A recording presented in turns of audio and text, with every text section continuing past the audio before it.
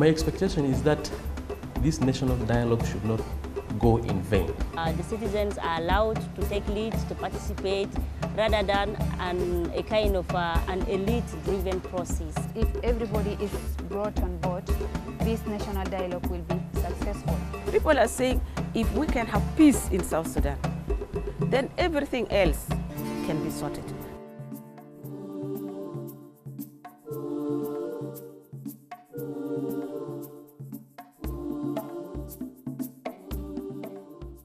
My expectation is that this national dialogue should not go in vain. We should have fruition out of it. The objectives must live. That means by the end of the day, all what has been aggregated by the people on the ground should be put in action. I believe that people come with the subcommittees that have gone on the ground for consultations, come up with the reports. And this exactly reflects the views and opinions of the people on the ground. And this has to be taken seriously, that government will put policies on the ground so that they can get back and provide feedback.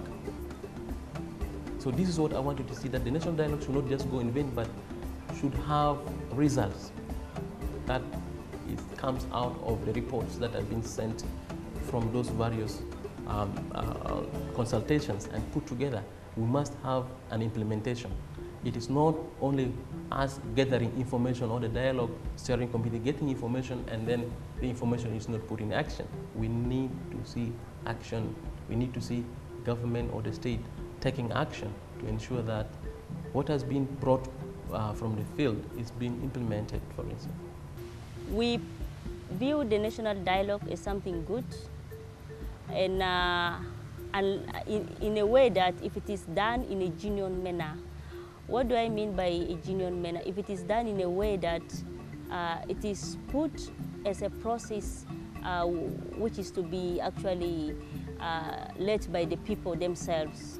I mean, it should be something like a kind of citizen-centered process whereby the citizens are allowed to take lead, to participate, rather than a kind of an elite-driven process.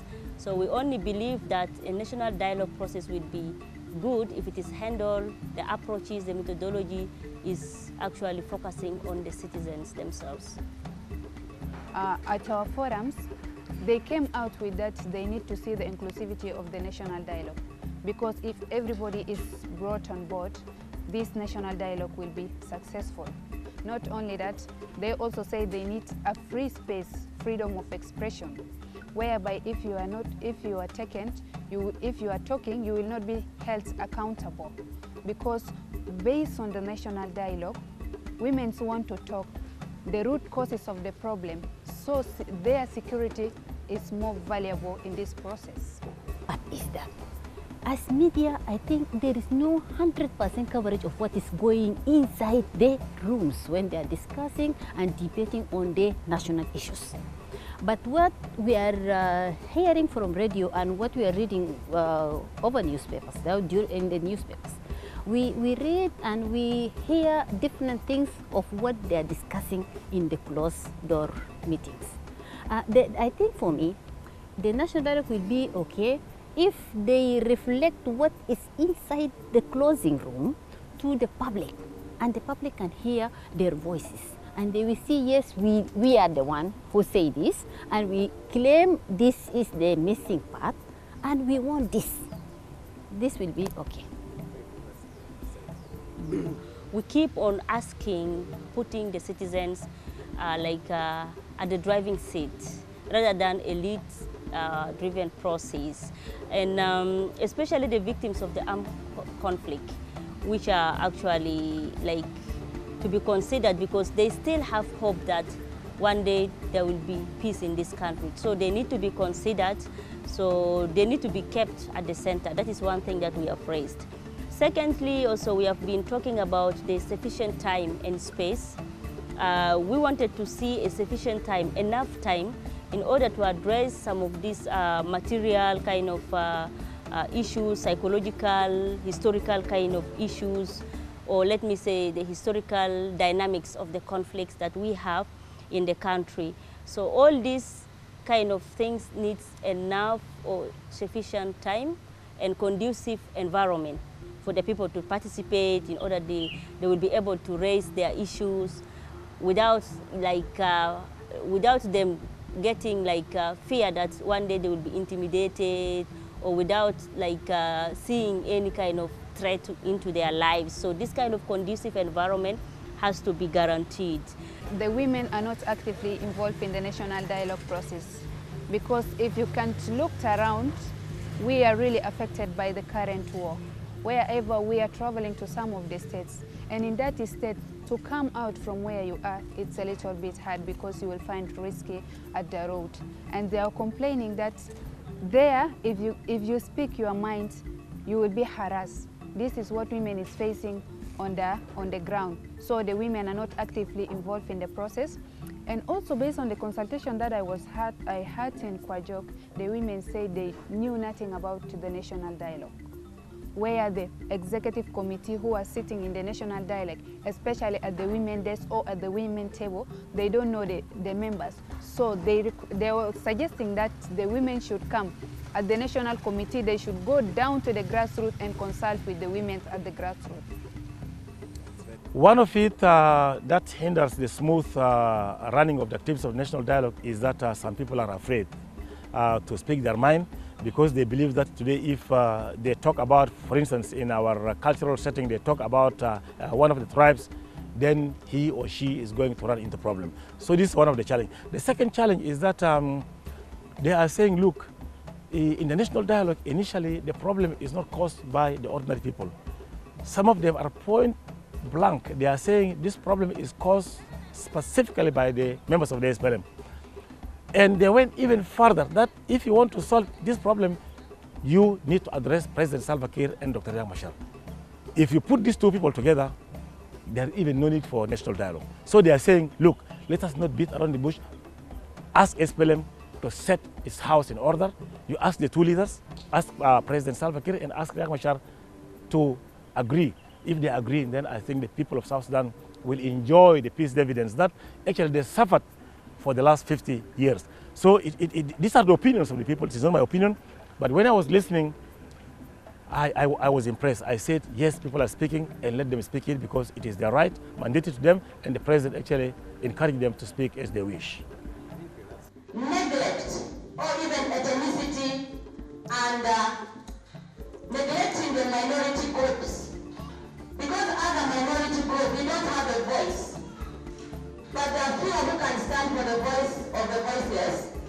That's why I'm standing as a voice for the women who are carrying children, which children, even others, don't have fathers, because they have fathers that are too many, because they are being raped. Corruption.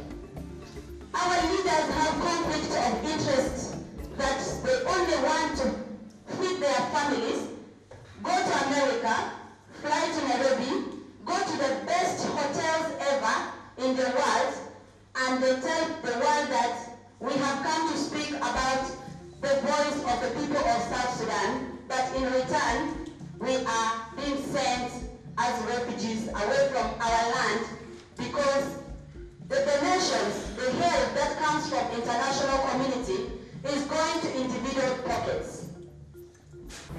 They should guarantee the freedom of expression.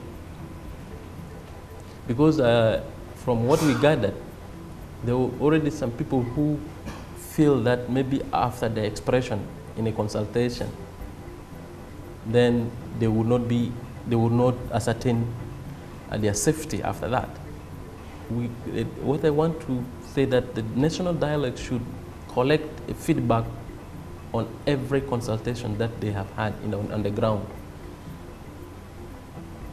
After the dialogue or after the consultation, were the people free? Are there any threats, for instance, from any other actors who may be angry about some things that have been spoken? This would allow people really to express themselves freely. So I see that this feedback has not been often from the national dialogue. Once a consultation is done, they come to Juba. I'm not sure if much follow-up is done and whether those who spoke for instance, those who spoke critically about issues that on the conflict are really free and without threats. And I think this is what needs to be improved. Number two is that they should always involve the media as much as possible. I see that the independent media, because of the current situation, I said the challenges that we're facing, I mentioned financial situations. It's very difficult for some of these media houses also to get involved. For instance, if they go down to the states, to the grassroots, it's difficult for some of these media houses to get there. How do they work together with the media to ensure that each consultation that they do, they need a coverage? How will they help the media to get on ground to ensure that whatever is being consulted with is covered and is disseminated? So I see that that spell is also lacking, and I can understand also maybe there will be the same lack of resources. But we should try our best to ensure that we include as much as possible the local media to make coverage. So we need that broader participation of the people, especially bringing on board peacemakers and peace spoilers, and especially the violent youth that we have in the country. So we need this kind of groups to be put together, including some of those who claim to be godfathers, you know. So we need to have that space to accommodate all of us to sit and discuss, rather than just a mere representation of these groups. This is one of the concerns that we have also raised as civil society. For example, people are saying if we can have peace in South Sudan, then everything else can be sorted. So that is immediate. The people are asking for peace. We, as the National Dialogue, we have already told the government, this is something you can do now, even when we are still consulting. So the government said the effort of revitalization is one effort that is also leading to peace. So the president said he himself really wants to see peace in South Sudan, because it would not be to his good to rule people who are not in peace. So he is also seeking peace. So this is something immediate that we have already told the government that this you can do now. I'm trying to urge not only government but the leadership of the National Dialogue.